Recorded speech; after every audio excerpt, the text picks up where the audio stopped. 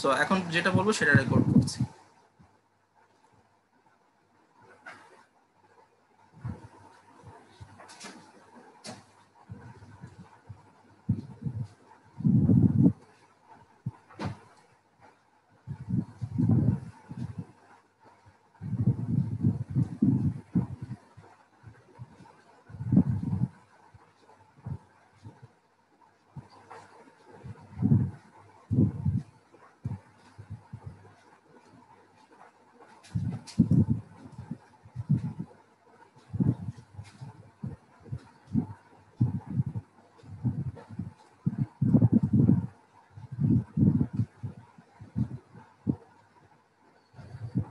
আচ্ছা, সো যে কোনো এখানে রেজিস্ট্যান্স ধরছি 10 ওহমস, 20 ওহমস, 15 ওহমস,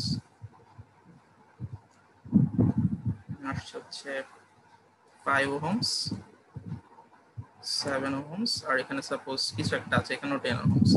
এখন এটা একটা স্পেসিফিক সার্কিট, যেটার এক্সাম্পল দিয়ে আমি আপনাদের জেনারেলাইজড কিভাবে করতে হবে সেটা বোঝানোর ট্রাই করব। সো এখানে আগেই বলে নিচ্ছি, নোন নোট যেগুলো যেগুলো আমাদের জানা আছে, যে নোটগুলোর ভোল্টেজ আমি জানি, সেগুলো ইউজার ইনপুট দিয়ে দিবে। এটা আমি গত 2 ক্লাসেই বলে আসছি।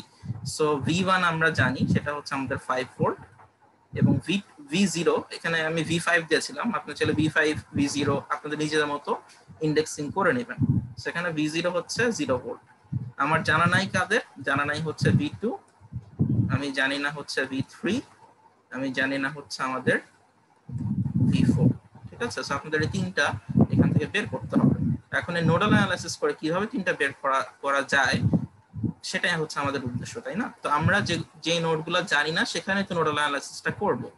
সো নোডাল অ্যানালাইসিসটা করতে হবে এভাবে, V2 minus V1 divided by হবে 10। নোডাল অ্যানালাইসিস আমার শেখানোর কথা না, এটা 1 এর পরে আমি তাও দেখা দিচ্ছি। তারপর হচ্ছে V2 minus V3 divided by 20, আর ফাইনালটা হচ্ছে V2 minus V0, right? So V0 তো 0, এটা আমরা অলরেডি জানি।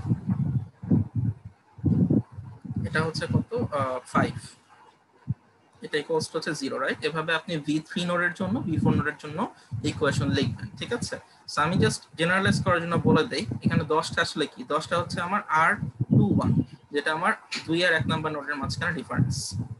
এটা হচ্ছে R23, এটা হচ্ছে R20।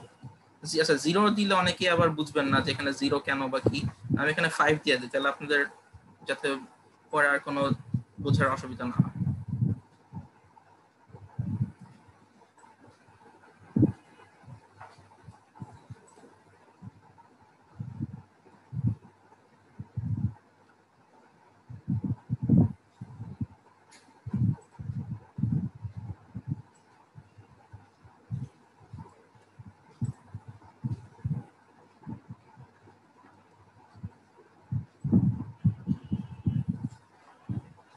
সো বেসিক্যালি এই রেজিস্ট্যান্সটা হচ্ছে R25।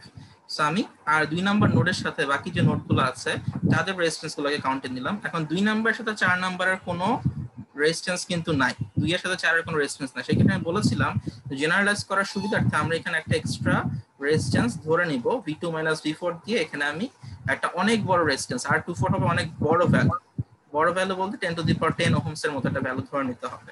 এবং সেটাই আসলে বুঝাবে 2 আর 4 এর মাঝখানে অ্যাকচুয়ালি রেজিস্ট্যান্স নাই। রেজিস্ট্যান্স নাই বলতে বুঝাচ্ছি যে এখানে যদি অনেক বড় একটা ভ্যালু থাকে, এই ভ্যালুটা, তাহলে কিন্তু এর মধ্যে কোনো কারেন্ট আসলে যাবে না, এবং কারেন্ট না গেলে সেটা নোডাল অ্যানালাইসিসের অংশ হবে না। ঠিক আছে, সো জেনারেলাইজেশন করার জন্য আমি সবগুলা 2 নাম্বারের সাথে, অর্থাৎ যেই নোডে আমি নোডাল অ্যানালাইসিসটা করছি সেই নোডের সাথে সবগুলো নোডের ভোল্টেজ ডিফারেন্স এবং রেজিস্ট্যান্স নিয়ে আমরা নোডাল অ্যানালাইসিসটা করব। ঠিক আছে, দেন হচ্ছে সিমিলারলি এখন যদি এটাকে আমরা একটুখানি মডিফাই করি ইকুয়েশনটাকে, তাহলে কি আসে দেখি।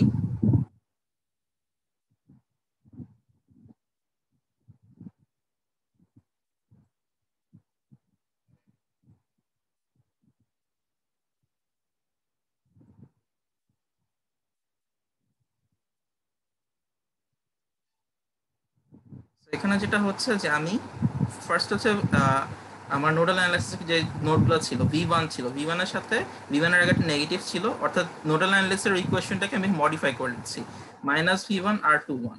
V2 এর সাথে কারা ছিল, V2 এর সাথে হচ্ছে সবগুলা 2 নাম্বার নোডের সাথে যারা যারা ছিল রেজিস্ট্যান্সের তারা সবাই এখানে আসবে। সো R21 আসবে, যোগ আসবে হচ্ছে 1/R23 আসবে, যোগ আসবে 1/R24 প্লাস হচ্ছে 1/R25 এটা আসবে। মাইনাস আসবে V3 ডিভাইডেড বাই R23, অর্থাৎ 2 নাম্বারের সাথে 3 নাম্বার যে রেজিস্ট্যান্স সেটা, minus V4 divided by R24 এবং V5 এর সাথে minus V5 divided by R25। এটা হচ্ছে আমাদের 2 নাম্বার নোডে যদি আমি নোডাল অ্যানালাইসিস করি, সেকেন্ড নোডে যদি আমি নোডাল অ্যানালাইসিস করি তাহলে যে ইকুয়েশন পাবো সেটা হবে এরকম একটা ইকুয়েশন। ঠিক আছে, সিমিলারলি আমি যদি 3 নাম্বার নোডাল অ্যানালাইসিস করি তাহলে আমি সিমিলার একটা ইকুয়েশন পাবো, যেখানে আমার V1 V2 V4 V5 এই চারটার সাথে 3 নাম্বার নোডের যে রেজিস্ট্যান্স সেগুলোকে অ্যাকাউন্টে নিয়ে আমাকে ইকুয়েশনটা লিখতে হবে। ঠিক আছে, সো এটা হচ্ছে 2 নাম্বার নোডের জন্য ইকুয়েশন।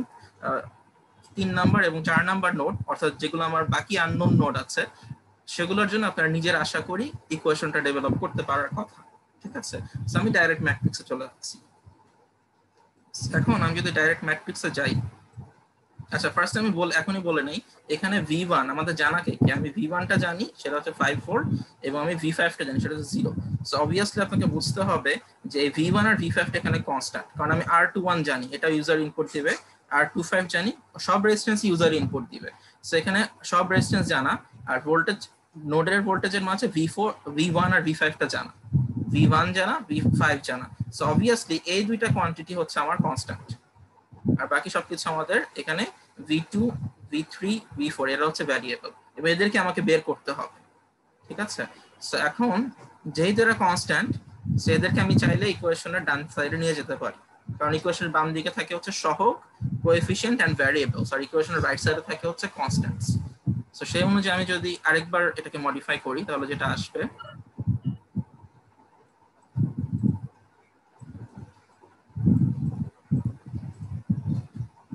সেখানে আসবে হচ্ছে V2 divided by V2 into 1 by R21 plus আসবে হচ্ছে R23, এভাবে যতগুলা আচ্ছা আমি জেনারেলাইজেশন পরে করছি, আগে স্পেসিফিক সার্কিটের জন্য আমি দেখাইনি। R25 নেগেটিভ আসবে হচ্ছে V3 divided by R23, R final আসবে হচ্ছে negative V4 divided by R24, এবং এখানে কনস্ট্যান্ট গুলোকে আমি ডান দিকে নিয়ে আসলাম, R21 আসবে এবং এখানে আসবে হচ্ছে V5 divided by R25। So this are already constants. ঠিক আছে, এবং এগুলো ডান দিকে থাকবে। এখানে এই এটা V1 এর V2 এর কোএফিশিয়েন্ট হচ্ছে এটা, V3 এর কোএফিশিয়েন্ট হচ্ছে -1/R23, V4 এর কোএফিশিয়েন্ট হচ্ছে -1/R24।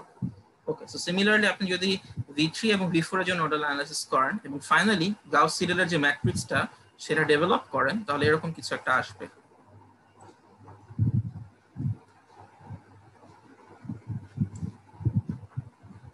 আমার এখানে ভ্যারিয়েবল কারা কারা, ভ্যারিয়েবল ছিল হচ্ছে V2 V3 V4, সো তারা হচ্ছে ভ্যারিয়েবলের যে ভেক্টরটা সেখানে থাকবে, আর গাউস সিডেলের যেই বা গাউস জর্ডান যেটাই হোক সেটার যে ম্যাট্রিক্স সেখানে কে কে থাকবে, এখানে থাকবে হচ্ছে V2 এর কোএফিশিয়েন্ট, এই পুরো কলামে থাকবে হচ্ছে V2 এর কোএফিশিয়েন্ট, এখানে V3 এর কোএফিশিয়েন্ট, এখানে থাকবে হচ্ছে V4 এর কোএফিশিয়েন্ট, এবং ফাইনালি এখানে থাকবে হচ্ছে কনস্ট্যান্ট। সো যেটা দাঁড়াবে V2 এর জন্য আসবে হচ্ছে মাইনাস, প্রথম ইকুয়েশন 2 নাম্বার নোডে নোডাল অ্যানালাইসিস করলে যেটা আসে সেটা হচ্ছে এরকম -1/R23 প্লাস -1 বাই, আচ্ছা R21 দিয়ে স্টার্ট করা ছিল,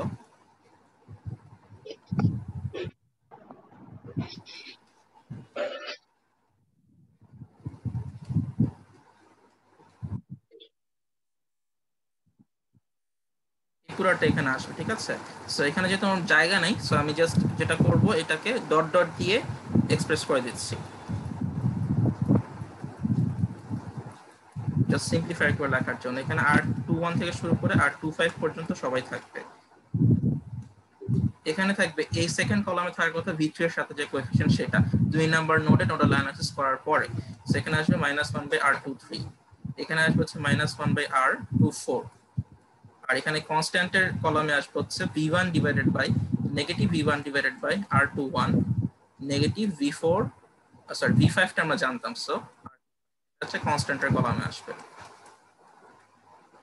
সেকেন্ড ইকুয়েশনে যদি আমরা 3 নাম্বার নোডের নোডাল অ্যানালাইসিস করি তাহলে আমরা সেকেন্ড ইকুয়েশনটা পাবো।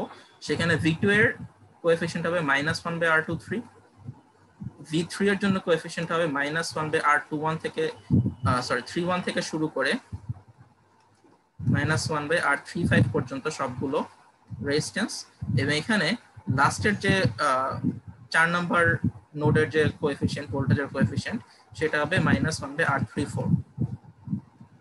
আর যদি 4 নাম্বার নোডের নোডাল অ্যানালাইসিস করি তাহলে যেটা আসবে সেটা হচ্ছে -1 ডিভাইডেড বাই r42, 42 আর 24 একই কথা, যেটাতে সেম রেজিস্ট্যান্সে থাকবে। এখানে আসবে r41 থেকে শুরু করে r45 পর্যন্ত আছে, এখানে প্লাস হবে r45 পর্যন্ত সবাই। আর এখানে থাকবে হচ্ছে -1 ডিভাইডেড বাই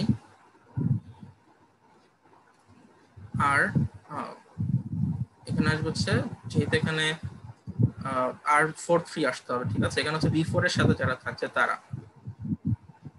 ও আচ্ছা, আমি ভুল লিখে ফেলছি।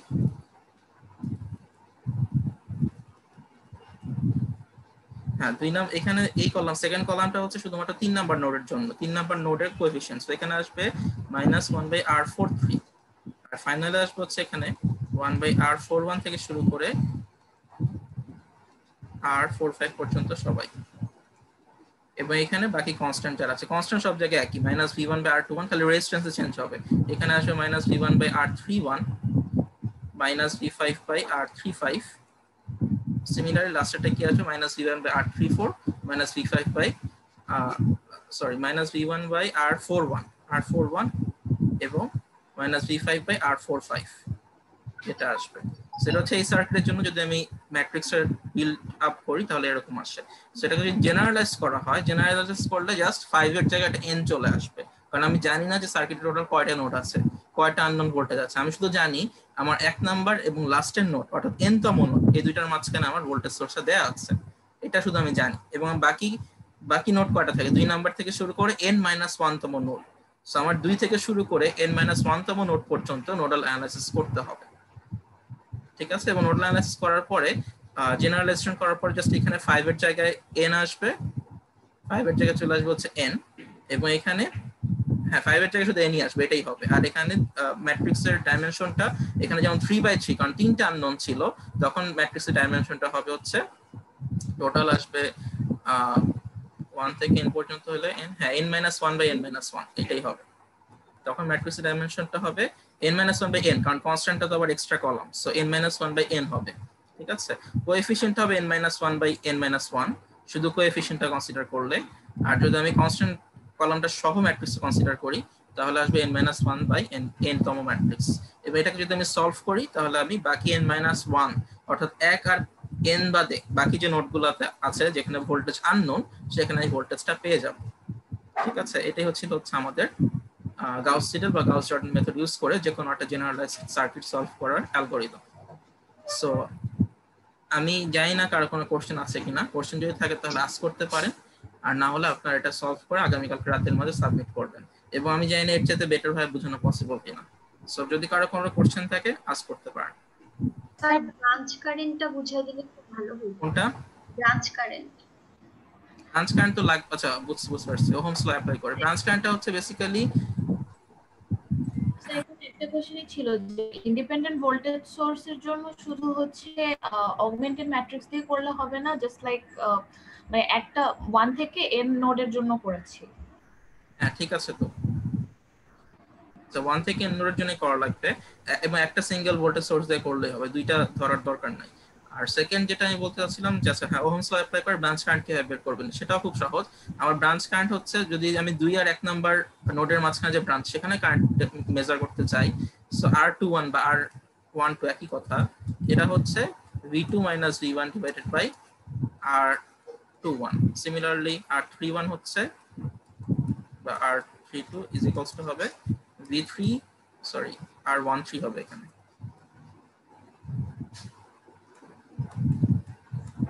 v3 minus v1 divided by r31 সেভাবে জিনিসটা আসবে। এবং এখানে এটা যদি জেনারেলাইজ করে করতে হয় তাহলে আমরা কিভাবে করব? জেনারেলাইজ করে করতে হলে আপনাকে ওই আগের মতোই প্রত্যেকটা নোডের সাথে প্রত্যেকটা নোডের ব্রাঞ্চ কনসিডার করতে হবে। যেমন এখানে আমার ছিল হচ্ছে এখানে যে ওহমস ল অ্যাপ্লাই করব, প্রত্যেকটা নোডের মাঝখানে ওহমস ল অ্যাপ্লাই করা লাগবে। সো ফার্স্ট যদি আমি 2 নাম্বার নোডের সাথে বাকি সবগুলো নোডের ওহমস ল কনসিডার করি তাহলে যেটা আসবে, আচ্ছা ম্যাট্রিক্স ফর্ম করার আগে আমি ইকুয়েশন লিখে নিই। v2 minus v1 divided by r21 বা r12 যেটাই হোক, সেটা হচ্ছে আমার প্রথম নোডের current, that is i12 is equals to i21। ঠিক আছে, এই জিনিসটাকে আপনাকে করতে হবে হচ্ছে মানে এক নাম্বার নোডের সাথে বাকি নোডগুলোর যদি কারেন্ট বের করতে হয়, যেমন এরপর কি v3 minus v1 divided by r31, সেটা হচ্ছে আপনার i31 অথবা i13। এটা যদি আমি nতম নোড পর্যন্ত চালাই, এই জিনিসটা আমি nতম নোড পর্যন্ত নিয়ে যাই তাহলে কি আসবে? এই জিনিসটা nতম নোড পর্যন্ত নিয়ে গেলে আসবে হচ্ছে vn minus v1 divided by rn1 অথবা r1n is equals to হবে i1n বা in1 যেটাই বলি। সেভাবে আমি এক নম্বর নোডের সাথে বাকি সবগুলো নোডের যে ব্রাঞ্চ আছে তাদের মাঝখানে কারেন্টটা বের করছি। সো এই কাজটা আপনাকে n বার করতে হচ্ছে। ঠিক আছে, n বার না, সরি n-1 বার করতে হবে, কারণ আপনি এক নম্বর নোডটা বাদে বাকি সবগুলো নোডের সাথে এক নম্বর নোডের যে কারেন্টটা সেটা বের করছেন। সো এই কাজটা আপনাকে n-1 ডাইমেনশন একটা লুপ চালায় করতে হবে, যে এক নাম্বার নোডের সাথে বাকি সবগুলো নোডের কি কারেন্ট আছে সেটা আমাকে বের করতে হবে। এবং এভাবে আমি 2 নাম্বার নোডের সাথে বাকি সবগুলো নোড যে কারেন্ট আছে সেটা আমি n-1 বার লুপ চালায় বের করব। সিমিলারলি 3 নাম্বারের সাথে বাকি সবগুলো নোডের কি কারেন্ট আছে সেটা আরেকবার n-1 বার লুপ চালা করতে হবে। এভাবে n তম নোডের সাথে বাকি নোডগুলোর কি কারেন্ট আছে সেটাও আমাকে n-1 বার লুপ চালা করতে হবে। সো বেসিক্যালি আমাকে একটা নেস্টেড লুপ ক্রিয়েট করতে হবে, যে নেস্টেড লুপে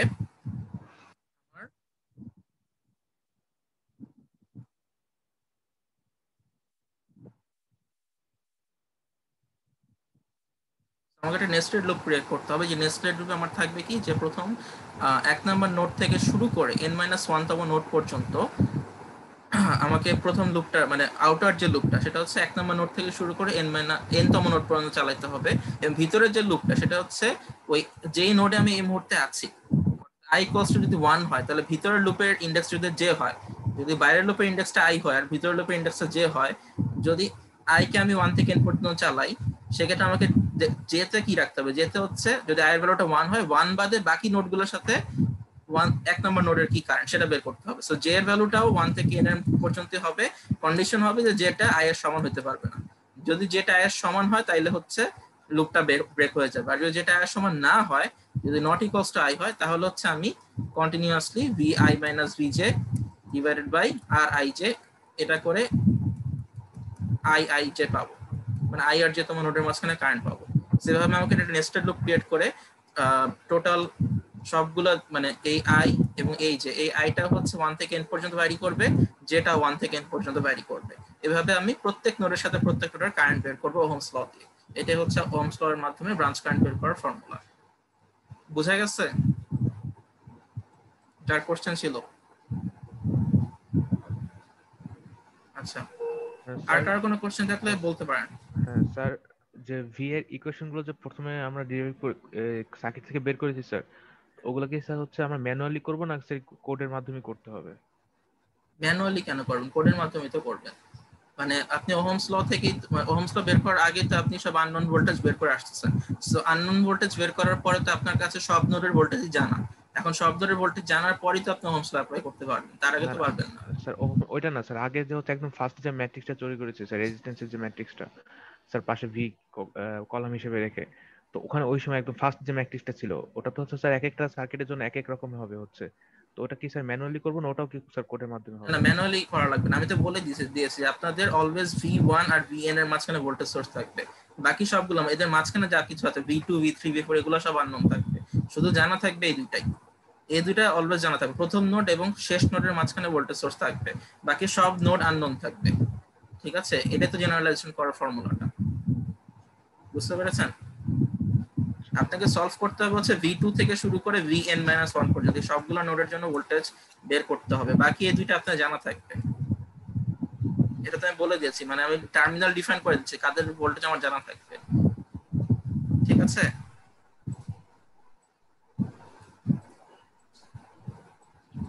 আর কোনো কোশ্চেন আছে? স্যার আর যদি কোনো কোশ্চেন না থাকে তাহলে আমরা নেক্সট সেগমেন্টে মুভ করব।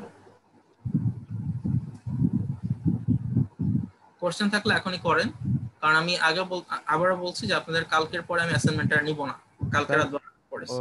এর আগের দিন স্যার হচ্ছে কি মেশ অ্যানালাইসিস বোঝাতে যে স্যার হচ্ছে একটু সমস্যা হয়েছে স্যার। মেশ অ্যানালাইসিস করা লাগবে না তো, আমি তো বলেই দিয়েছি গত ক্লাসে মেশ অ্যানালাইসিস করা লাগবে না, আপনাদের ভোল্টেজ নোডাল অ্যানালাইসিস করেই গাউস সিডেল গাউস জর্ডান দুইভাবে বের করতে হবে। আচ্ছা স্যার। হ্যাঁ বলেন, কেউ কিছু বলবেন? আসসালামু আলাইকুম স্যার। স্যার স্যার ইউজার যদি নিজের থেকে যদি নোড গুলো বলে দেয়, মানে রেজিস্টারটা কোন দুইটা নোডের মাঝখানে আছে, তাহলে স্যার আরো অ্যাকুরেট হয় না অ্যান্সার? এটা তো আমি বলেই দিয়েছি আপনাদের যে ইউজার তো কোন দুইটা নোডের মাঝে মানে রেজিস্ট্যান্সের পজিশনও বলে দিবে, রেজিস্ট্যান্সের ভ্যালুও বলে দিবে। এটা তো আমি প্রবলেম স্টেটমেন্টে বলে দিয়েছি যে ইউজার কোন দুইটা নোডের মাঝে রেজিস্ট্যান্স আছে এবং রেজিস্ট্যান্সের ভ্যালু কি দুইটাই বলে দিবে। জি স্যার। আর কেউ কিছু বলবেন? স্যার স্যার আমি রোল নাম্বার 19 আর রোল নাম্বার 20 স্যার। স্যার আমাদের শুক্রবার আর শনিবার অফ ডে থাকে, মানে অফিসিয়াল ডে থাকে না স্যার। অফিসিয়াল ডে ছাড়া আমরা ল্যাপটপও পাই না। তো স্যার কালকে অ্যাসাইনমেন্টটা ডিপোজিট করা স্যার পসিবল হবে না স্যার। তো এটা এতদিন কেন করেন না অ্যাসাইনমেন্টটা? এটা তো অলরেডি 3 উইক ধরে ডিউ না, এটা 3 উইক ধরে ডিউ হলে আপনি এতদিন কেন করেন না সেটা বলেন। স্যার ক্লাস টেস্ট চলতেছিল আর স্যার অফিস টাইমের পরে তো দুপুর 2:30টার পরে আমাদের কাছে ল্যাপটপ থাকে না, তো স্যার এই জন্য আমরা ট্রাই করতে পারিনি স্যার। ঠিক আছে, যদি কারো এরকম মিলিটারি যদি কারো এরকম সমস্যা থাকে মিলিটারি স্টুডেন্টসদের, আপনার জন্য লাস্ট টাইম হচ্ছে স্যাটারডে রাত 12টা। যাদের মিলিটারি স্টুডেন্টস তাদের যদি কারো এরকম সমস্যা থাকে সেক্ষেত্রে স্যাটারডে রাত 12টা, বাট স্যার সিভিলিয়ান কারো কাছ থেকে আমি ফ্রাইডে রাত 12টা করে অ্যাকসেপ্ট করব না। Excuse me sir. স্যার আমাদের শুক্র শনি 2 দিনই অফ ডে স্যার। সানডে আমাদের official day sir, Sunday two Thursday. সেক্ষেত্রে আপনারা আজকে তো আপনার কাছে ল্যাপটপ আছে, আজকে আপনারা ট্রাই করেন। আচ্ছা যতটুকু হবে ততটুকু সাবমিট করার ট্রাই করেন। আচ্ছা আমি রোল 19 আর 20 এর জন্য একটা জিনিস বলতে চাই। রোল 19 20 আপনাদের জন্য আমি সবসময় কনসিডার করছি অ্যাসাইনমেন্ট সাবমিশনে, বাট আমি তারপর অ্যাসাইনমেন্ট চেক করতে যে দেখছি আপনারা সবসময় কপি করে দিয়ে দিচ্ছে। আপনারা হচ্ছে নিজেরা কোড করেন নাই, আপনারা ফ্রেন্ডদের যে কোডটা আছে সেই কোডের স্ক্রিনশট নিয়ে ডিরেক্টলি অ্যাসাইনমেন্টের মধ্যে দিয়ে দিচ্ছেন। টিচাররা কনসিডার করবে, বাট এটা কি আপনাদের কোনো তাহলে কাজ হলো? নিজেরা কোডিং করবেন, পারেন না পারেন যতটুকু পারেন সেটা সাবমিট করবেন। তো এই লাস্ট 2 যে অ্যাসাইনমেন্ট আছে সেটা নিজেরা করে সাবমিট করবেন। জি মিস। আমি যেটা বলছি সেটা মানে আমি ফাইনালি বলছি আমি স্যাটারডে পরে কোনো অ্যাসাইনমেন্ট নিব না। সো আপনার যদি কারো কোনো প্রবলেম থাকে আপনারা আজকের মধ্যে ট্রাই করেন, কালকে ল্যাপটপ সাবমিট করার আগে। যদি আজকে রাত জাগতে হয় আজকে রাত জাগেন, কারণ এরকম স্টুডেন্ট লাইফ অনেক রাত জাগা লাগে। ঠিক আছে, আমরা 25 বছর ধরে রাত জেগেই এবং না ঘুমায় না খেয়ে পড়াশোনা করছি এবং সেটাই আপনাদের ডেলিভার করার ট্রাই করি। সো আপনারা যদি না পারেন সেটা আমাদের কোনো দোষ না, ঠিক আছে, আমাদের উপর সেটার দায়ভার না, নিজেরা ট্রাই করেন। ঠিক আছে, আচ্ছা আর আচ্ছা এরপর হচ্ছে ল্যাব টেস্টের যে ব্রিফিং, সেটা ল্যাব টেস্টের ব্রিফিং আমরা যেটা ডিসাইড করেছি সেটা আপনার জানাচ্ছি, এবং আমি কথা বলা শেষ না করা পর্যন্ত মাঝখানে কেউ দয়া করে ইন্টারাপ্ট করবেন না। আমি যখন শেষ করব তখন যদি কোনো কোশ্চেন থাকে তখন আপনি ইন্টারাপ্ট করতে পারেন। আচ্ছা ল্যাব টেস্টের ব্রিফিং এর জন্য যেটা হচ্ছে, first of all lab test আপনাদের হবে 16th আর 17th উইকে। 16th এবং 17th উইকে ল্যাব টেস্ট হবে, দুই ভাগে হবে। 16th উইকে ল্যাব টেস্টটা হবে হচ্ছে আপনাদের প্রথম 5টা এক্সপেরিমেন্টের উপরে, এক্সপেরিমেন্ট 1 থেকে এক্সপেরিমেন্ট 5 পর্যন্ত। 17th উইকে আপনাদের ল্যাব টেস্টটা হবে হচ্ছে এক্সপেরিমেন্ট 6 থেকে এক্সপেরিমেন্ট 10 পর্যন্ত। এখন ল্যাব টেস্টের সময় আমি গত ক্লাসে বলেছিলাম ল্যাব টেস্টের ব্যাপারে যে আপনাদের স্ক্রিন ভিজিবল রাখা লাগবে, এবং আপনাদের এক্সকিউজ হচ্ছে, যেহেতু আপনাদের অনেক এক্সকিউজ থাকে, আপনার এক্সকিউজ হচ্ছে যে আপনার কাছে অনেকের 2টা ডিভাইস নাই। ঠিক আছে, এবং একজন হয়তো বলেছেন আপনার কাছে ল্যাপটপ নেই। আমি জানি না যে 10টা এক্সপেরিমেন্ট আপনি কমপ্লিট কেমনে কিভাবে করে ফেললেন ল্যাপটপ ছাড়া, বা অ্যাসাইনমেন্টই বা কিভাবে সাবমিট করেন ল্যাপটপ ছাড়া, মানে মোবাইলে কোডিং করা কিভাবে কোডিং করলেন সেটা আমি জানি না আসলে। যাই হোক, সে ব্যাপারে কিছু বলার নেই। সো অনেকে বলছেন আপনার কাছে 2টা ডিভাইস নাই। সো 2টা ডিভাইস যদি কারোর কাছে না থাকে তাদের জন্য আমাদের একটাই সলিউশন আছে, এবং সেটা আপনাকে ফলো করতেই হবে। সেটা হচ্ছে আপনাকে একটা স্ক্রিন রেকর্ডার নামাইতে হবে অনলাইন থেকে বা ইন্টারনেট থেকে। আপনারা যেটা করবেন, গুগল থেকে একটা স্ক্রিন রেকর্ডার নামাবেন। এরকম অনেক স্ক্রিন রেকর্ডার আছে, একটা আছে আইসক্রিম স্ক্রিন রেকর্ডার। আমি জাস্ট যদি আপনাদের গুগলে নিয়ে যেয়ে দেখাই তাইলেই, মানে এটাও আমি জাস্ট দেখা দিচ্ছি যাতে পরে বলতে না পারেন যে আমরা দেখাই নাই। So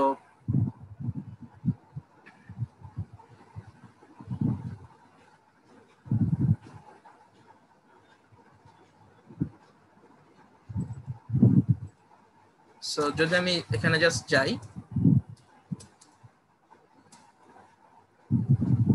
screen recorder Windows 10 download search দিলে আপনার কাছে 1000টা স্ক্রিন রেকর্ডার নামানোর মতো অপশন আসবে। এবং যেটা এখানে আমি বলেছিলাম আইসক্রিম অ্যাপস থেকে শুরু করে, আমি যেটা পার্সোনালি ইউজ করি সেটা হচ্ছে এটা ফ্রি ক্যাম স্টুডিও নামে একটা সফটওয়্যার আছে, সেটা আমি দেখা দিচ্ছি।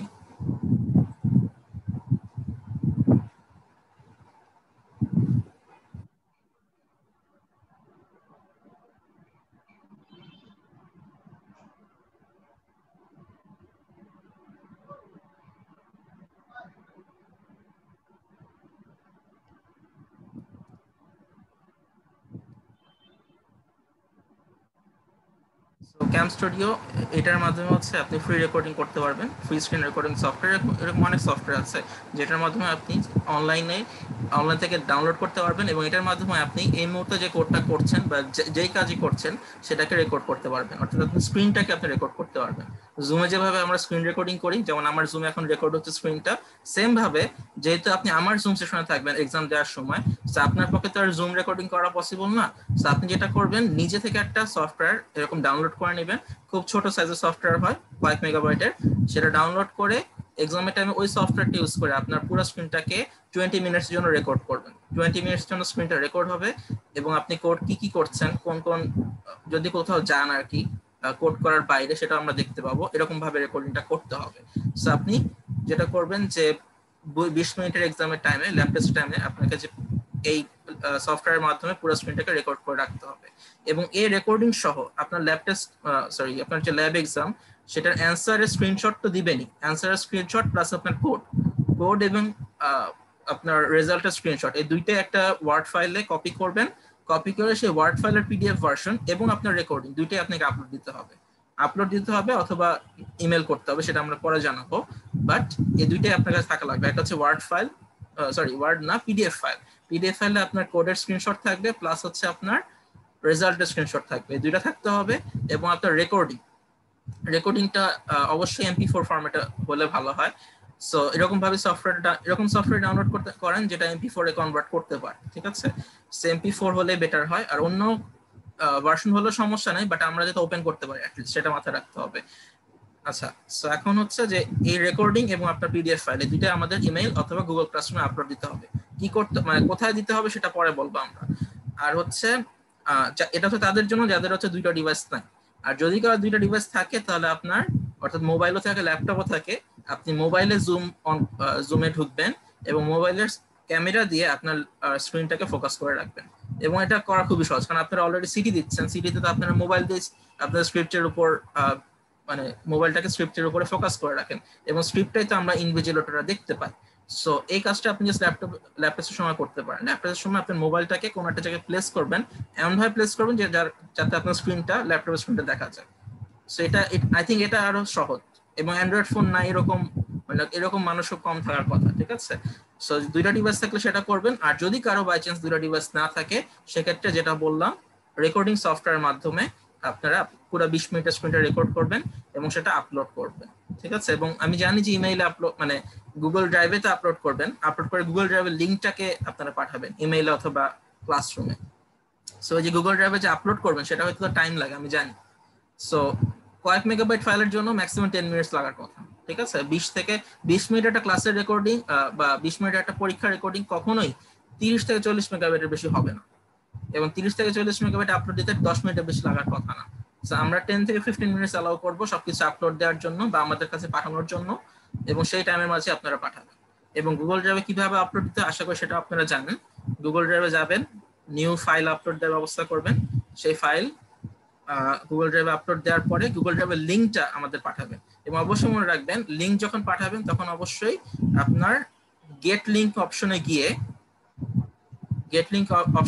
এখানে এনিওয়ান উইথ দ্য লিঙ্ক অপশনটা ক্রিয়েট করে রাখবেন। আপনি যদি রেস্ট্রিক্টেড করে রাখেন তাহলে আপনার ফোল্ডারে আমরা ঢুকতে পারবো না। আপনাকে অবশ্যই এনিওয়ান উইথ দ্য লিঙ্ক এই অপশনটাকে ক্রিয়েট করে রাখতে হবে বা সিলেক্ট করে রাখতে হবে।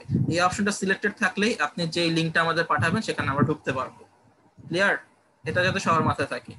আপনি চাইলে ভিডিও গুগল ড্রাইভে আপলোড না করেও পাঠাতে পারেন, বা সেক্ষেত্রে টাইম অনেক বেশি লাগতে পারে, ইমেইলে আপলোড হতে টাইম বেশি লাগতে পারে। বাট আপনি যদি গুগল ড্রাইভে আপলোড করে পাঠান, তাহলে আমরা জাস্ট লিঙ্কে ঢুকেই আপনার ভিডিওটা দেখতে পারবো। ঠিক আছে? সো আশা করি এই ব্যাপারে কারো কোনো কোশ্চেন থাকার কথা না, থাকলে করতে পারেন। আচ্ছা, তার আগে আমি বাকি ইনস্ট্রাকশন দিয়ে নিই, তারপর কোশ্চেন করেন। আচ্ছা, সো যেটা বলছিলাম যে আপনাদের এভাবেই এক্সামটা দেওয়া হবে, এবং এক্সামে মানে এই 20 মিনিটের মাঝে আপনি যদি চিন্তা করেন যে অন্য কাউকে আস্ক করবেন মেসেঞ্জারে বা যেভাবে হোক, যদিও স্ক্রিন রেকর্ডিং হচ্ছে, সো আপনার সেটা করা উচিত না, বাট যদি কাউকে আস্ক করেন, আমি আগে থেকে বলে রাখি কোনো লাভ নেই। কেন লাভ নেই? কারণ হচ্ছে কোশ্চেন সবার সেম থাকবে না। কারণ এখানে 3 জন ইনস্ট্রাক্টর আছে, আমরা যদি প্রত্যেকে 20 সেট বা 10 সেট করে কোশ্চেন করি, ম্যাক্সিমাম 2 জন একটা কোশ্চেন পাবো। সো অন্য কাউকে হেল্প চাওয়ার বা ট্রাই করে কোনো লাভ নেই, ঠিক আছে? সো এটা আগে থেকে বলে রাখলাম। আর হচ্ছে এক্সামের কোশ্চেন এমনই হবে যেটা আপনারা 20 মিনিটে সলভ করতে পারবেন, এটা হচ্ছে, এটাও বলে রাখলাম। আর ফাইনাল যে ব্যাপারটা আমি যেটা ক্লাসের শুরুতেই বলেছি, আপনারা যদি ল্যাব টেস্টে পার্টিসিপেট না করেন, সবাই মিলে বয়কট করার চিন্তা করেন, তাতে আমাদের কিছু যায় আসে না। এই ল্যাব টেস্টে এই ল্যাবের 40% মার্কস ক্যারি করবে, আপনি 40% মার্কস পাবেন না। এরপর যে গ্রেডটা আপনি পাবেন সেটা আপনার উপর, ঠিক আছে? সেটা আমাদের উপর না। সো এটাই হচ্ছে ইনস্ট্রাকশনস। এবার যদি আপনার ল্যাব টেস্টের ব্রিফিং নিয়ে কারো কোনো কোশ্চেন থাকে, আপনি কোশ্চেন করতে পারেন।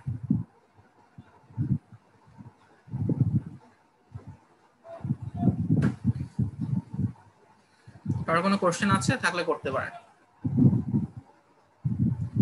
আচ্ছা, সো যদি কারো কোনো কোশ্চেন না থাকে, আজকে আপনাদের বাকি ক্লাসে আপনাদের যদি এক্সপেরিমেন্ট থেকে কোনো এক্সপেরিমেন্ট আপনারা বুঝতে পারেননি বা কোথাও প্রবলেম আছে, সেগুলো আপনারা বলতে পারেন। তার আগে আমি বলে দেই যে নেক্সট আমরা কি করব। নেক্সট বলতে নেক্সট উইকে আমরা কি করব, কারণ এটা হচ্ছে 12th উইক।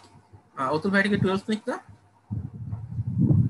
হ্যাঁ, এটা হচ্ছে 12th উইক। সো এটা হচ্ছে 12th উইক। আমাদের হাতে আরো 13, 14, 15 3 উইক টাইম আছে।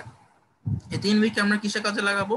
এই 3 উইক হচ্ছে আপনাদের ল্যাব টেস্টের প্রিপারেশনের জন্য আমরা ইউজ করব। সেজন্য যেটা করতে হবে যে আপনাদের হয়তো নেক্সট উইকে এই এক্সপেরিমেন্ট 1 থেকে 5 আপনারা নিজেরা দেখে আসবেন। এখান থেকে যদি কোনো কোশ্চেন থাকে, সেই কোশ্চেনগুলো আমাদের ইনস্ট্রাক্টরদের করবেন, আমরা হচ্ছে আপনাদের প্রবলেম সলভ করে দিব, ট্রাই করব। 14th উইকে, এটা হচ্ছে 13th উইক, মানে 13th, 14th and 15th 3 উইকে হচ্ছে আপনাদের প্র্যাকটিস করানো হবে। এর মাঝে 13th উইকে এক্সপেরিমেন্ট 1 থেকে 5 আমরা প্র্যাকটিস করব। 14th উইকে আমরা এক্সপেরিমেন্ট 6 থেকে 10 পর্যন্ত প্র্যাকটিস করব। প্র্যাকটিস বলতে আপনারা আগে থেকে দেখে আসবেন, আমরা হয়তো প্রবলেম করতে দিতেও পারি, আর আপনার কোশ্চেন থাকলে সেগুলো সলভ করার ট্রাই করব। 15th উইকে যেটা হবে, 15th উইকে মেবি যদি আপনাদের এক্সট্রা আরো কোশ্চেন থাকে সেটা তো সলভ করবই, আর এছাড়াও আমরা নিজেরা কিছু প্রবলেম আপনাদের সলভ করতে দিব। সেটা ল্যাব টেস্ট রিলেটেড, মানে ল্যাব টেস্টে আসবে এরকম প্রবলেম নাও হতে পারে, জাস্ট মানে অ্যাপ্লিকেশন বেসড কিছু প্রবলেম। যেমন আমি আপনাদের সার্কিট সলভার বানাতে দিয়েছি, এই টাইপের কিছু অ্যালগরিদম নিয়ে হয়তো আমরা ডিসকাস করবো, যেটা আপনার রিয়েল লাইফে কাজে লাগতে পারে, ঠিক আছে?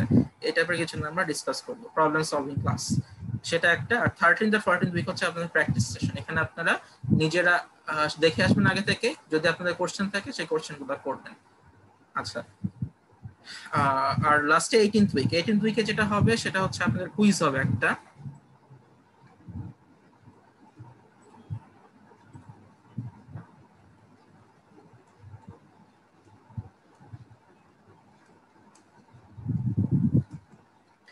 উইকে আপনার কুইজ হবে, এবং কুইজও বেশ ভালো অ্যামাউন্ট, অ্যাটলিস্ট 20% বা 25% মার্কস অবশ্যই থাকবে।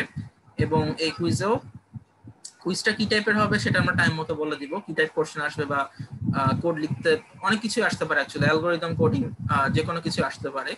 সো কি টাইপের কোশ্চেন আসবে, কত মার্কস হবে, এগুলো পরে ইনস্ট্রাকশনস দেওয়া হবে, বাট আপনাদের একটা কুইজ হবে আর কি। এবং সেই কুইজটা মোটামুটি আমি ঠিক শিওর না যে যেটা অনলাইনে হবে নাকি ফিজিক্যালি হবে, বাট অনলাইন যেটাই হবে আমরা আপনাদের আগে থেকেই well ahead of time, at least 4 থেকে 5 সপ্তাহ আগে আপনাদের জানানো হবে। সো কুইজের একটা ভালো অ্যামাউন্টের বললাম, 20 থেকে 25% মার্কস থাকবে, এবং এটার জন্য সেম ইনস্ট্রাকশন প্রযোজ্য। আপনার যদি ইচ্ছা করে আপনি দিবেন, আর না ইচ্ছা করলে আপনি দিবেন না, সেটা হচ্ছে আপনাদের উপর, ঠিক আছে? এই ল্যাবের গ্রেডিংটা আপনাদের উপর, আপনি পার্টিসিপেট করলে মার্কস পাবেন, পার্টিসিপেট না করলে তো কোনো মার্কসই পাবেন না, সেটা অবভিয়াস। আচ্ছা, আর সেই পর্যন্তই হচ্ছে। স্যার, ওয়ালাইকুম আসসালাম, বলেন, শুনতে পাচ্ছি। স্যার আমাদের যে রুটিন কিছুদিন আগে আমাদেরকে দেওয়া হয়েছে স্যার, সেই হিসাবে 16 থেকে 18 মোটামুটি পুরোটাতেই স্যার আইদার সিটি থাকবে অথবা মিড থাকবে স্যার। সেক্ষেত্রে এটার মধ্যে তো বেশি প্রেশার পড়ে যায় স্যার, এটা কি 18 থেকে নেওয়া যায় এগুলো? এই সবগুলো 18 উইকে দিবেন আপনারা, মানে ল্যাব টেস্ট দুটো দিবেন, কুইজ একটা দিবেন, সব 18 উইকে করবেন আপনারা মানে সেই প্রেসার উইকে অথবা স্যার আর পরেরটা স্যার 18 উইকের আর পরে স্যার 18 উইকের পরে কবে দিবেন? আপনার সেমিস্টার তো 18 উইকে শেষ, এরপর কবে দিবেন? আর শুনেন আমি আপনাদের একটা আইডিয়া দিই, ঠিক আছে? আমরা অ্যাকচুয়ালি এমএসটি স্টুডেন্ট ছিলাম না, সো আমরা আসলে বাইরের ওয়ার্ল্ড সম্পর্কে কিছুটা হলো আইডিয়া আছে আমাদের। তো বুয়েটে যেটা হইতো, আমরা তিনজন এখানে ইনস্ট্রাক্টর বুয়েটের লাস্ট উইকে, অর্থাৎ যেটা হচ্ছে বুয়েটে একটা ব্রেক থাকে, সেটাকে আমরা বলি পিএল, প্রিপারেটরি লিভ, এরপর টার্ম ফাইনাল হয় এবং তার আগে হচ্ছে 14th উইক ক্লাস, মানে পিএল এর আগে 14 উইক ক্লাস, ঠিক আছে? তো প্রত্যেকটা সাবজেক্টেরই 4টা করে সিটি হয় আমাদের, আপনাদের মতোই। এবং ওই 14তম উইকে সব সাবজেক্টের, অলমোস্ট সব সাবজেক্টের সিটি পড়তো। যদি 5টা থিওরি কোর্স থাকে, 5টা থিওরি কোর্সের 5টা সিটি, যে কটা ল্যাব, 3টা ল্যাবের 3টা ল্যাব টেস্ট, এবং যদি এই ল্যাবে কোথাও কুইজ থাকে, অ্যাটলিস্ট একটা থেকে 2টা ল্যাবে কুইজ থাকতোই, 2টা কুইজ, সব পড়তে হচ্ছে 1 উইকে। এবং আমরা সবকিছু 1 উইকে দিয়ে আসছি, ঠিক আছে? এটা শুধু আমরা না, যারা টিচার হয় নাই তারাও এটা এই জিনিসটা ফেস করে আসছে, ঠিক আছে? সো এমএসটির সবচেয়ে ভালো দিক আমার কাছে যেটা মনে হয়, তারা অ্যাটলিস্ট আপনাকে একটা শিডিউল আগে থেকে দিয়ে দেয় যে আপনার এই দিনে এই পরীক্ষাটা হবে। এটা যদি শিডিউলটা না দেওয়া হইতো, যে টিচারের উপর বেস করে দেওয়া হইতো, আপনার একদিনে 3-4টা সিটি দেওয়া লাগতে পারতো, এটার পসিবিলিটি ছিল। কিন্তু ইউ আর লাকি এনাফ যে এমএসটি আপনাকে একটা শিডিউল করে দেয়, এবং আমরা আপনাকে 6 উইক আগে থেকে বলে দিচ্ছি আপনার কবে ল্যাব টেস্টটা হবে, যাতে করে আপনি প্রিপারেশন নেওয়ার মতো 4 উইক টাইম পান, ঠিক আছে? বা 4-5 উইক টাইম পান, এটা আপনাদের বলে দেওয়া হচ্ছে। সো এরপরে যদি আপনি প্রিপারেশন নিতে না পারেন, সো সেক্ষেত্রে আসলে আর কিছু আমাদের বলার থাকে না, ঠিক আছে? এবং আপনারা যদি চান, আমাদের কোনো সমস্যা না, আমরা 14 থেকে 15 উইক ল্যাব টেস্ট দিব কোনো রকম প্র্যাকটিস ছাড়া। আপনার কোনো কোশ্চেন আনসার না করে নেক্সট 2 উইক বা তারপরে 2 উইক আমরা এক্সাম নিয়ে নিব, আমাদের কিছু যায় আসে না, ল্যাব টেস্ট আমরা নিয়ে নিলাম। কিন্তু এটা আপনার জন্য ভালো হবে কিনা সেটা হচ্ছে আমাদের প্রশ্ন। আপনাদের বেটারমেন্টের জন্যই আমরা 3টা প্র্যাকটিস সেশন রেখে তারপর ল্যাব টেস্টটা নিচ্ছি, ঠিক আছে? সো এখন ডিসিশন আপনাদের, আপনারা কি করতে চান, ঠিক আছে? স্যার আপনাদের বা আমাদের যে পিএলটা ছিল, তখন আমাদের হচ্ছে গিয়ে ফিজিক্যাল ক্লাসটা ছিল, এখন অনলাইন ক্লাস। স্যার আমরা হচ্ছে গিয়ে ইনিশিয়ালি জানতাম না আমাদের সিটি মিট হবে, সেভাবে আমাদের প্রিপারেশনটাও নাই। দেখা যাচ্ছে যে এখন আমরা ক্লাসে যতই মানে যেভাবে ফিজিক্যাল ক্লাসে বোঝা যায়, অনলাইন ক্লাসে কিন্তু স্যার সেভাবে বোঝা যায় না।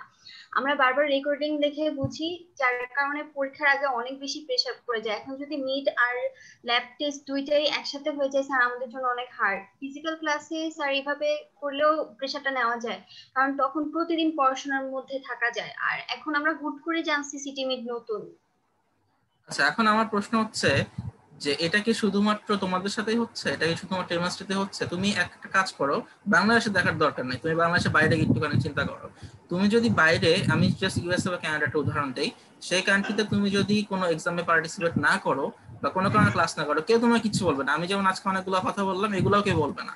তোমার যেটা হবে, তোমার গ্রেডিং এর উপর বেস করে তোমার ফান্ডিং, স্কলারশিপ সব ওরা ক্যান্সেল করে দিবে, এবং তখন তোমার কাছে কোনো জায়গায় যাওয়ার কোনো অপশন থাকবে না, ঠিক আছে? এই কাজটা ওরা করতো, বাট এখানে সেটা হচ্ছে না। এখানে অ্যাটলিস্ট তোমাকে আগে থেকে জানানো হচ্ছে। এবং অনলাইনের যে ব্যাপারটা, পুরো দুনিয়ার কোথাও এখন ফিজিক্যাল ক্লাস হচ্ছে না।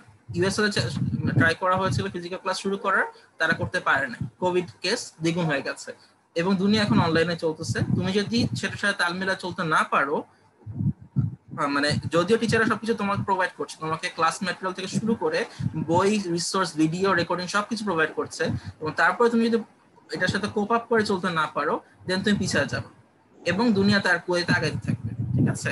সো এটা জাস্ট আমরা, মানে এটা এখানে কারো কিছু করার নাই, ঠিক আছে? এখানে টিচারদেরও কিছু করার নাই, স্টুডেন্টদেরও কিছু করার নাই, অথরিটিরও কিছু করার নাই।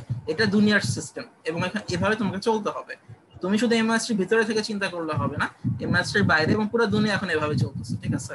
এবং সব জায়গায় এখন অনলাইনে এক্সাম গুলো হচ্ছে, ঠিক আছে? তুমি বাংলাদেশ বলো, বাইরে বলো, তুমি যদি এর সাথে কোপ আপ করতে না পারো, তাহলে তুমি পিছিয়ে যাও, তোমার জীবন থেকে সময় নষ্ট হবে, ঠিক আছে? এবং কোশ্চেনটা ওইভাবেই করা হবে। অনলাইনে এক্সাম হইলে বা অনলাইনে ক্লাস হলে কোশ্চেন কিরকম করতে হবে সে ব্যাপারে টিচারদের ওয়েল আইডিয়া আছে।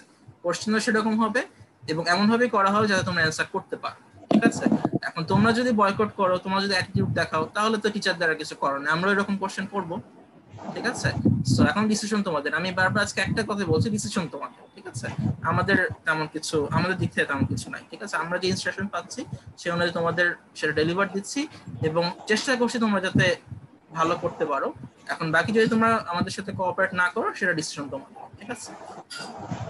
ওকে, আর কারো কিছু বলার থাকলে বলতে পারো।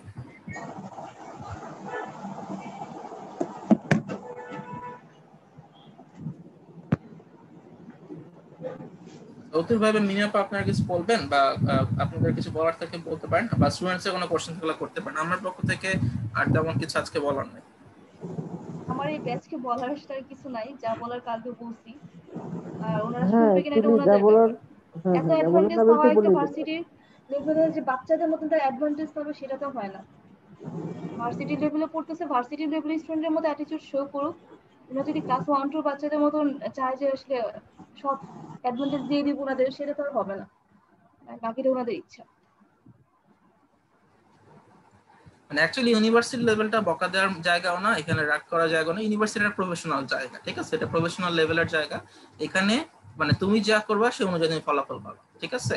এখানে অত কিছু বলার কিছু নেই। আজকে এইচওডি আমাদের ডাইরেক্ট ইনস্ট্রাকশন দিয়ে দিয়েছেন যে এখানে মোটিভেট করার বা ক্লাস করতে আসার জন্য রিকোয়েস্ট করে এরকম কিছু করার নেই। আসলে এগুলো তোমাদের ডিসিশন, এখানে মোটিভেট করার কিছু নাই। তুমি করলে করবা, না করলে না করবা, এবং সেই অনুযায়ী রেজাল্ট তুমি পাবা, ঠিক আছে। এখানে আসলে কিছু বলার বা টিচারদের কিছু বলার না। টিচাররা প্রফেশনালি তোমাদের ক্লাস নিবে এবং তোমাদের ম্যাটেরিয়ালস প্রোভাইড করবে, মার্কিং করবে, এবং সে অনুযায়ী তারা স্যালারিও পাবে। এটা তাদের ডিউটি এবং প্রফেশন, ঠিক আছে। আর তোমরা কি করবে সেটা তোমাদের ডিউটি, তোমাদের প্রফেশন, ঠিক আছে। তোমাদের প্রফেশন না, তোমাদের জাস্ট স্টুডেন্ট হিসেবে তোমাদের কাজ আর কি। সো এইটাই আর কি, ঠিক আছে। আচ্ছা সিনিয়র মানে হালিম স্যার বা শওকত স্যার যদি কিছু বলতে চান প্লিজ আপনারা বলতে পারেন।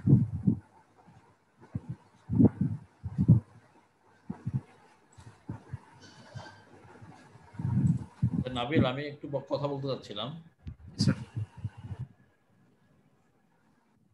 স্যার শোনা যাচ্ছে স্যার, বলেন স্যার। স্টুডেন্টরা তোমাদেরকে আমরা গতকাল আমি সিআর কে বলে দিয়েছি যে your assignment should be deposited by Friday night. এটা আমি কনফার্ম করেছি বিকজ আমি জানতাম না you are given enough time and you are given all the details. তোমাদেরকে আগে বোঝানো হয়েছে, তারপরে সময় দেওয়া হয়েছে, তারপরে তোমরা সময় যাচ্ছিল। আমি তো সময় দেওয়া হয়নি। যাই হোক, কালকে আমি সিআর কে বলে দিয়েছি by Friday night you have to deposit, ঠিক আছে। আমরা কিন্তু ক্লাস শুধু লেভেল 2 নিচ্ছি না, আমরা 4, 3, 1 সবার নিচ্ছি এবং সবার ফিডব্যাক আমরা জানি। Level 2 is different completely. তোমাদের সমস্যার শেষ নাই, ঠিক আছে। Please cope up with the MIST routine, otherwise will be loser, ঠিক আছে। Head of the department instruction দিয়ে দিয়েছে যে তোমাদেরকে বোঝানোরও কিছু নাই, কিছুই করার নাই, মোটিভেশনের কিছু নাই। Whatever you do you get the result, ঠিক আছে। Thank you very much. তোমরা প্র্যাকটিস করো and try to deposit, or you must deposit by Friday night. No time will be extended. Thank you. Sir, Assalamu alaikum, sir. K? Sir, Captain Devabrata, sir. হ্যাঁ বলো। Sir sir আমাদের যে পরীক্ষার ব্যাপারে যেটা বললেন স্যার, যে 16 উইক 17 উইক স্যার। স্যার আমরা তো মিডের যদিও স্যার শিডিউল এখনো পাইনি স্যার, বাট যেটা বলেছে যে 15-16 এ মেইন মিড আর 17 হয়তো একটা মিড হবে স্যার, মানে 5টা সাবজেক্টের মধ্যে একটা সাবজেক্ট হবে স্যার। আমাদের স্যার পরীক্ষাটা কি স্যার 17 আর 18 এর মধ্যে করা যায় স্যার? 18 এ কুইজ হবে, 18 এ কুইজ হবে। তোমাদের ইচ্ছা মতো সব হবে না, ঠিক আছে। 16 যেটা ডিসিশন হয়েছে সেটা কালকে আমরা আধা ঘন্টা বেশি আমরা সব ইনস্ট্রাক্টর মিলে কথা বলছি, ঠিক আছে। মানে মিডের সিলেবাসটা তো একটু বড় স্যার, আর 15-16 এ তো মেইন 4টা সাবজেক্টই পরীক্ষা হবে sir. No problem, you have to cover. তোমাদের 18 এ কুইজ রাখা হয়েছে স্যার। 18 এ যদি স্যার আমরা দুইটা পরীক্ষা দিতাম স্যার, যে রবিবারে একটা 18 এ কেন? 18 এ তো সব সাবজেক্ট তখন পাইল হবে, তখন আবার বলবো স্যার এখন অনেকগুলো subject. Don't talk, just remain with the schedule, ঠিক আছে sir? Right sir. Okay. So যেহেতু আমার মনে হয় আজকে আর কিছু বলার নাই, যদি কারো কোনো কোশ্চেন থাকে কোন এক্সপেরিমেন্ট থেকে তাহলে করেন। ওখানে যে আমি যেটা আনতে বললাম এটা দেখো,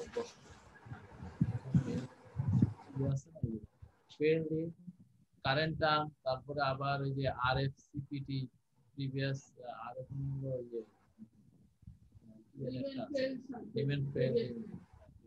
এই আরসিপিটি আরএফসিপিটা নিচে কন্টিনিউ স্টার দিয়ে। আমি এখানে আর ওইভাবে লিখি না, আমি লিখছি এইভাবে, খালি নাম্বার দিয়ে দিচ্ছি। মানে এটার মধ্যে কোনটা কারেন্ট কোনটা প্রিভিয়াস তুমি একটু দেখে ওইভাবে লিখতে পারো। কারেন্টের মধ্যে হ্যাঁ, আমার ডিপার্টমেন্ট বলতে কি এটা বোঝাই যায়, এটা ফোর্থ ইয়ারের সাবজেক্ট। এটা হলো থার্ড ইয়ারের দিকে বুঝো না? তার মানে এগুলো সবই আরসিপি হবে। এখানে বলছে কি কারেন্টটা মানে 3 to 5, এটা যেহেতু যে রেজাল্টটা দিচ্ছে সেটা, বাকি রেজাল্ট সবগুলো প্রিভিয়াস। ঠিক আছে, এগুলো সবই প্রিভিয়াস হবে। কারেন্টটা পরীক্ষায় পরীক্ষায় তুমি এগুলো সব আরসিপি লিখে দিতে পারো, তা না হলে শুধু সাবজেক্টের নামে, কারণ আরসিপি দিলে কনফিউশন, খালি এই সাবজেক্টগুলো নাম দিয়ে দিতে। বাকি না, একাডেমিতে আমরা পাঠিয়েছিলাম অনেক আগে, যে আমরা পাঠাচ্ছি একাডেমিতে যে এটা নিয়ে যেতে পারবো ফেব্রুয়ারিতে। আমি এই যে সব ফেল তারপর রিজন সহ এবং তারা কিভাবে ক্লিয়ার করবে। স্যার আসসালামু আলাইকুম স্যার। স্যার আপনার কথা বোঝা যাচ্ছে না স্যার। স্যার আপনি কি স্টুডেন্টদের জন্য কিছু বলছেন? না না না সরি, আমি স্টুডেন্টদের কিছু, আমার স্টুডেন্টদের সাথে কথা শেষ। জি স্যার, ওই তো স্যার মানে মাইকটা অন করা স্যার, এর জন্য আর কি বুঝতে পারিনি। আচ্ছা, সো যেটা বলছিলাম, তাহলে আজকে আমাদের আর তেমন কিছু বলা নেই টিচারদের পক্ষ থেকে। যদি তোমাদের কোনো প্রবলেম থাকে সেই প্রবলেম আমাদের দেখাতে পারো, এক্সপেরিমেন্ট যদি তোমরা দেখে থাকো বা লেটেস্ট যে এক্সপেরিমেন্ট 8, 9, 10 থেকে যদি কোনো কোশ্চেন থাকে তাহলে করতে পারো। আদারওয়াইজ আজকে আমরা এখানেই I think we can call eat day. So যদি কোনো কোশ্চেন থাকে এখনই করতে পারো। নেক্সট উইকে আমরা প্র্যাকটিস সেশনে যাব।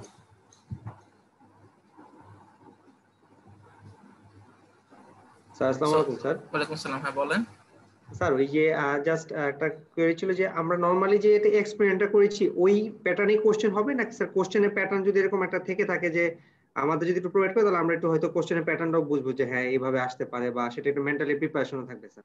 অবশ্যই। তো আপনাদের মানে যে কোডটা ক্লাসে করা দেওয়া হয়েছে, ঠিক আছে, আপনাদের তো মানে প্রায় আমি কখনো 3 ঘন্টার নিচে ল্যাব আপনাদের নেইনি, ঠিক আছে, বা অতুল স্যার বা মিমি আপু এরাও কিন্তু কখনোই আপনাদের 2.5 ঘন্টার নিচে ল্যাব দেয় নাই। এবং সেই ল্যাবে 1.5 ঘন্টা আপনাদের অ্যালগরিদম বোঝানো হয়েছে, 1 ঘন্টা কোড আপনাদের করতে দেওয়া হয়েছে। কোড তো অনেকে করেন নাই, ঠিক আছে, আমরা নিজেরাই হয়তো করে দিয়েছি ম্যাক্সিমাম কেসে। তো অবশ্যই যে কোড আমরা করে দিয়েছি সেই কোডটা আবার করতে দিব না, অবশ্যই এর সাথে কিছু না কিছু অ্যাডিশন থাকবে এবং আপনার একটু চিন্তা ভাবনা করেই আনসার করতে হবে, এমন ভাবে কোশ্চেনটা করা হবে। এবং সেই চিন্তা ভাবনা যদি 20 মিনিটের মাঝে করেই কোডটা শেষ করতে পারেন সেরকম ভাবেই করা হবে কোশ্চেন, ঠিক আছে। হয়তো দুইটা কোড থাকবে, 40 মিনিটস টাইম দেওয়া হবে দুইটা কোশ্চেনের জন্য, ইচ কোশ্চেনের জন্য 20 মিনিটস। 20 মিনিটস আপনি অ্যানালাইজ করতে পারেন, সেটা সেরকম কোশ্চেনে দেওয়া হবে। এবং ক্লাসে যেটা করানো হচ্ছে সেটা সেখানে ইউজ করা লাগবে, বাট সেটাই যে পুরো এক্সাম হবে তা না। যেমন গাউস সিডেল যে পুরো এক্সাম হবে তা না, গাউস সিডেলের উপর বেস করে কোনো অ্যাপ্লিকেশন বেসড কোশ্চেন আপনাকে দেওয়া হবে।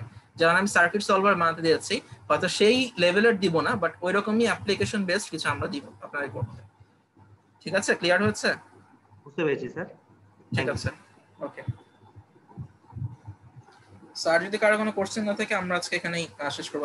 হালিম স্যার, আমরা কি আজকে এখানে শেষ করতে পারি?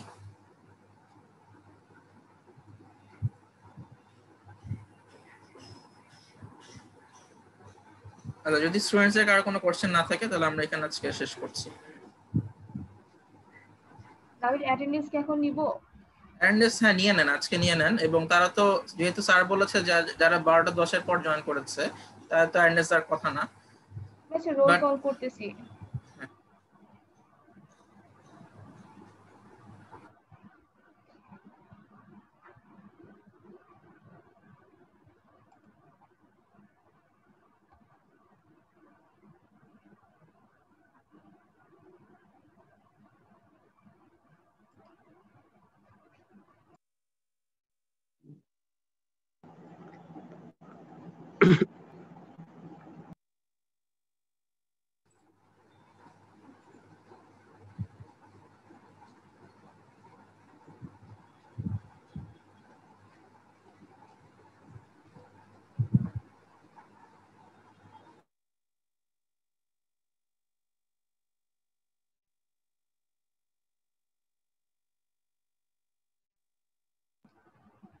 আচ্ছা, আমি আইডি গুলো বলতেছি, সবাই এসে চ্যাট বক্সে লিখবেন।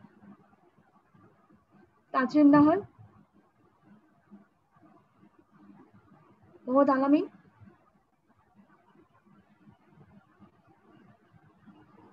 তারপর হচ্ছে কোহিনুর আক্তার তানিয়া, ইফা তারা। আচ্ছা, এবার রোল গুলো, আচ্ছা তারপর হচ্ছে ফারদিন ইসলাম আছে, ওকে। তারপর হচ্ছে রোল গুলো বলতেছি, role 3, 4, roll 4, roll 5, roll 6,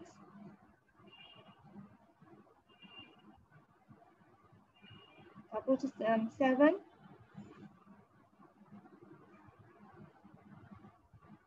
roll 7 আছে, তারপর হচ্ছে 9, roll 10, 11, 12,